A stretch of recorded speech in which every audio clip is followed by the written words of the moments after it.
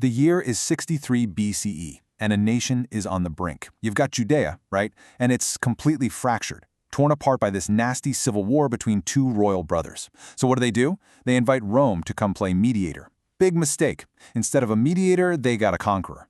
Now the Roman general, Pompey the Great, has just taken Jerusalem. And what he does next, well, it's going to echo for centuries. A whole new era, one defined by Roman might, is just getting started. So just try to picture this scene. The dust from the siege is finally settling, but there's this heavy, suffocating silence over the whole city. And there he is, Pompey, the very picture of Roman power, standing at the threshold of the Holy of Holies in the Jewish temple. Now, you got to understand, this isn't just any room. For the Jewish people, this is the earthly dwelling of God himself. It's a space of absolute, ultimate holiness. And for a Gentile, an outsider, to even look at it, well, that was a massive violation. So what Pompey does next, it's so much more than just a military win. It was a huge psychological blow. You see, when he and his soldiers busted into the temple, they weren't just breaking down stone walls. No, they were literally tearing a hole in the spiritual heart of the Jewish nation. They were stepping into a space that was reserved for one person, the high priest, and only for one day a year, the Day of Atonement. That's it. And what's so fascinating here is the deep, deep sense of violation this caused. I mean, the historian Flavius Josephus, who's really our main source for all of this, he just perfectly captures that collective shock. When you read his words, you can feel this deep wound, this sense that something totally sacred had been dirtied, profaned by the eyes of strangers. This one act sent shockwaves of dismay all through Judea. Okay, so this brings us to the moment of truth. Pompey actually steps across the threshold. He enters the Holy of Holies. The conqueror is now standing in a place so sacred it was believed its power could literally strike a person dead on the spot. So what did he find in there? And maybe more importantly, what did he do? The answer, it's honestly pretty surprising. Yeah, let's just hang on that question for a second. Think about it. For centuries, this room was a total mystery, completely shielded from everyone's eyes. It was home to the most sacred artifacts of the Jewish faith. So for Pompey, this was like getting a peek into the very soul of the people he'd just conquered. What secrets was he about to uncover? Well, here's a glimpse of what he saw. Josephus tells us that Pompey walked into a room just filled with priceless religious treasures. The golden menorah, with its 7 lamps casting this incredible glow. The table for the ceremonial shewbread, golden vessels, censers. The air itself was thick with the smell of all these sacred spices. It must have been the scene of just unbelievable magnificence. And here's the kicker for a Roman. No idols. Just pure, unadulterated symbols of worship. But that wasn't all. Oh no, there was also a massive fortune. 2,000 talents of sacred money were just sitting there in the temple treasury. Now to put that into perspective for you, that is a colossal amount of money. We're talking millions upon millions of dollars in today's terms. For any Roman general, this was basically the jackpot, the ultimate prize of war just sitting there, ready for the taking.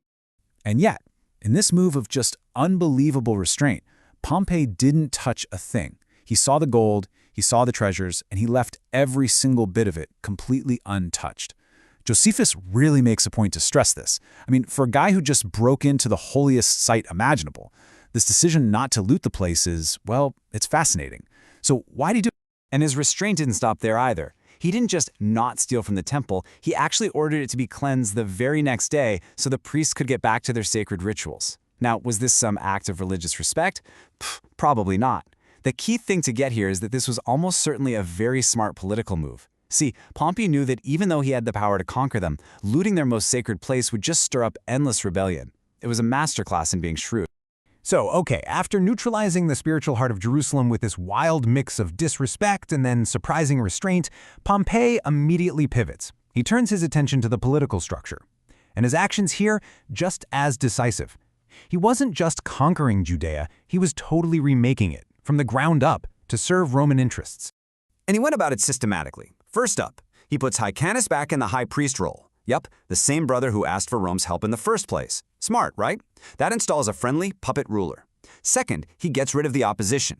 The leaders of the resistance, executed. Third, he rewards his own loyal soldiers. And finally, and this is the big one for Rome, he imposes a tribute, a tax, making sure that from now on, Judea would be sending a steady flow of cash to the Roman treasury. But Pompey's reorg didn't stop at politics and money. Nope. He was about to completely redraw the map. He was literally going to change the geography of the Judean state, shrinking its power and its influence in one single move. See, for the last 100 years or so, the Jewish Hasmonean dynasty had been on a roll, expanding their territory, conquering cities and regions all around them. They'd become a pretty big deal, a real regional power. And Pompey? He just reversed all of it. In one fell swoop, that whole kingdom was just systematically dismantled. And this comparison right here really drives home just how huge this change was. Before Pompey, the kingdom was a major player, controlling all this key territory. After Pompey, Judea was, as Josephus puts it, cut down to its proper bounds. It wasn't an independent power anymore. It was basically a client state, a dependency of the brand new Roman province of Syria. I mean, talk about a major downgrade. And take a look at the cities that were just ripped away from Judean control. This was not random. Pompey liberated, and I'm using air quotes here, these largely non-Jewish cities. Why? To create a strategic buffer zone of places loyal to Rome all around a now much weaker Judea. He even rebuilt some of them, like Gadara, as a personal favor to one of his guys.